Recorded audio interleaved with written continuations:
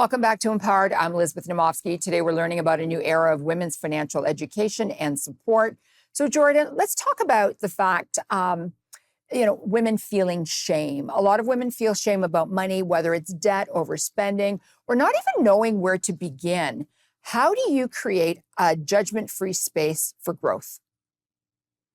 Yeah, I think, well, one, I was in their shoes just 5 years ago, being in $60,000 worth of debt. I think a lot of people can relate, even not even on that extreme, but I understand what it feels like to struggle with your money and to feel like it's embarrassing and to have that shame and to carry that with you. I hid that from a lot of people in my life, pretty much everybody. And so I think like realizing that a lot of corporations and people benefit from the shame that women feel with their money is keeping us stuck in this cycle and helping or making it so that we're not or we're too afraid to seek help and to reach out to people to get past this difficult time. And so I think the minute I decided to share my struggles with my family and my friends, that shame was lifted and I was able to kind of choose a different path.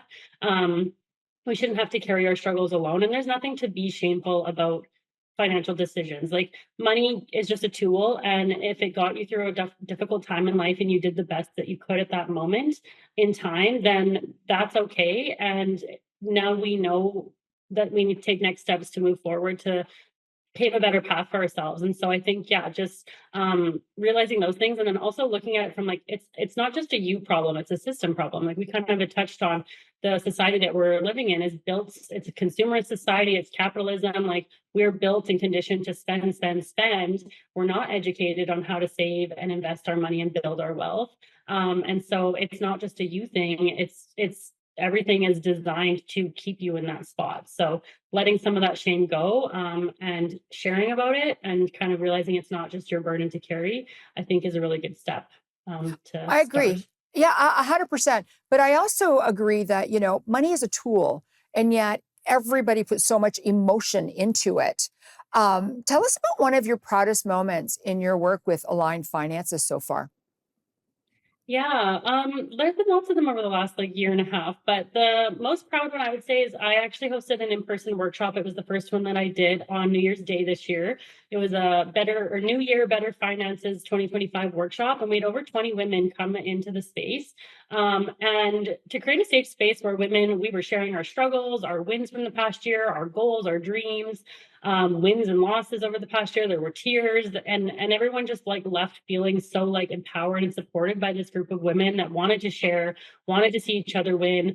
There were people going through really difficult times, there were people going through really exciting times, and to just have a community where we felt like it was a safe space to share and to learn was such a cool thing. And I think we need a lot more of that. So that was probably my proudest moment so far. I agree. I think women need to talk more about it, and we need to ask more questions. And speaking of that, you often talk about aligning money with values. What does that look like in practice? Yeah, I think it's first getting really clear on like what your values actually are, and also what they are not. So like, what truly brings you happiness and joy in life? What are the things that you really love spending your money on? And then cut out the rest, because you can have, there's a quote that's a famous quote that's, you can have everything, or sorry, you can have anything but not everything. So you can have anything that you want, but you can't have all of it. So you have to get really clear on like what you're saying no to, so that you can say yes to more of the things that really bring you happiness and joy in life. So I think that's kind of the first thing that you got to do. So we've got just over a minute before we go to commercial break, but I want to bring this up because I talked about it in the intro of the show.